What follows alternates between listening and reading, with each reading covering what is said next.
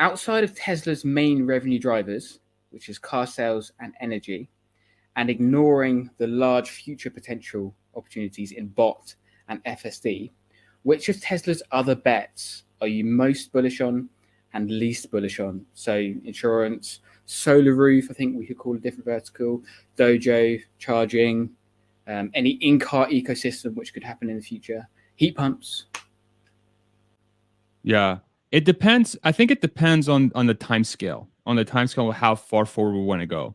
So the one that I'm very bullish on that sort of has had developments as of late is the charging network. I think the fact that Tesla has been able to turn on its charging network for everybody else, and from the early videos we're seeing, people seem to be very excited about it. I think that has a lot of potential, and the revenue is not necessarily directly related to the charging itself, but how the supercharger locations act as a sort of dealership lot in a sense for Teslas, right? Because you think about it, if you're an F-150 owner, you are a Lucid owner, a Mach-E owner, an Ioniq 5, a Kia EV6, whatever car you're thinking about. These buyers may have cross-shopped against a Tesla before purchasing their car. But if it continues to hold true that Tesla has the best supercharger network, at least in the United States, I'm pretty confident to say it's global. Maybe China is the closest one with the most variety, but let's just assume, at least in the United States, that's 100% true.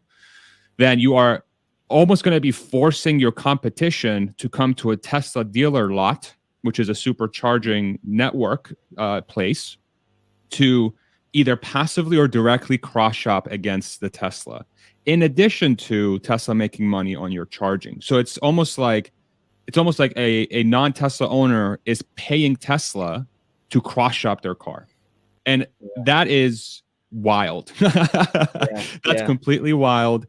That makes little sense, but I think it's a true statement to say that. So, and then on top of that, you layer on the charging revenue, which is basically at 100% margin to Tesla, because the costs already sort of built into the location, and then the Tesla owners have been subsidizing that cost by just going to the supercharging network places. And then so the people are showing up. And then in addition to that, what's also brilliant is that now every single non-Tesla owner is going to add the Tesla app to their phone. And when they open up the app, the first thing they're greeted by is order now.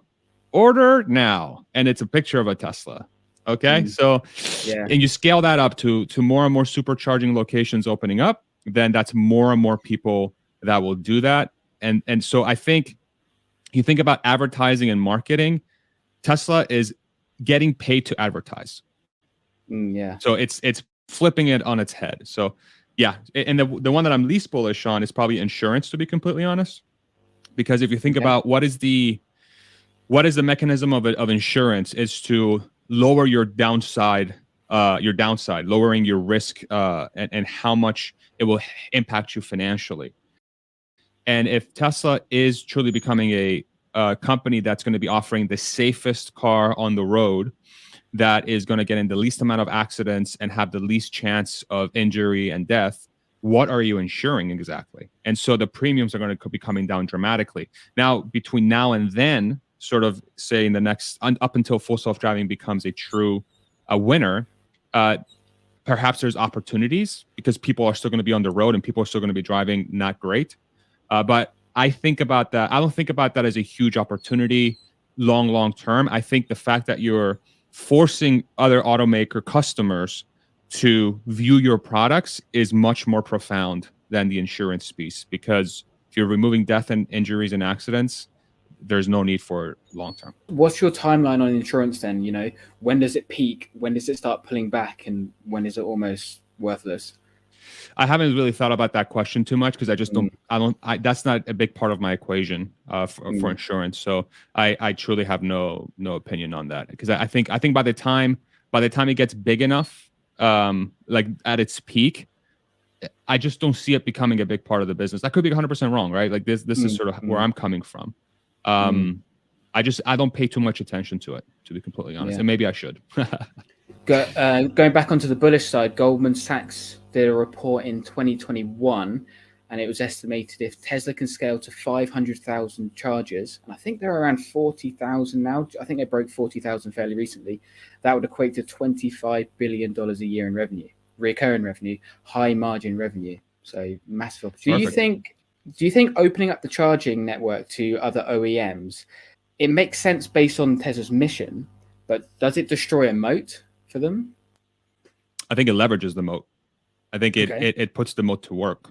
You know, if Tesla's strategy is to not advertise and not market in the traditional sense because they think the money spent on that advertising and marketing is better utilized by putting it into the product itself and what it offers, then opening up the supercharger network is a direct result of that investment, where they are saying, hey, we've put all this money in the car, we've put all this money in the charging network, let's put it to work.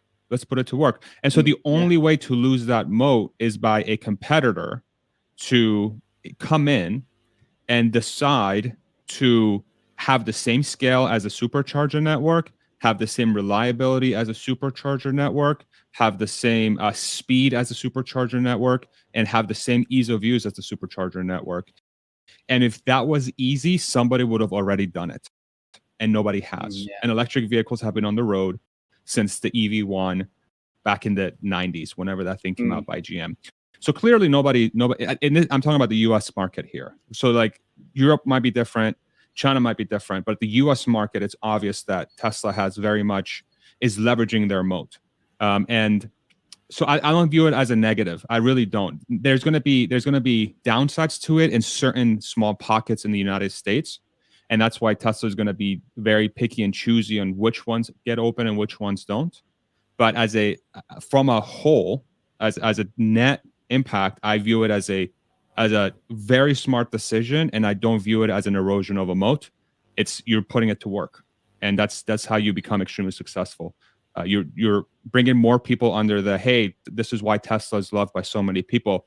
It's because it just works. Very easy to very, very similar to the Apple sort of thing where people fell in love with the brand, and the whole marketing campaign that they did is it just works. It just works. It just works.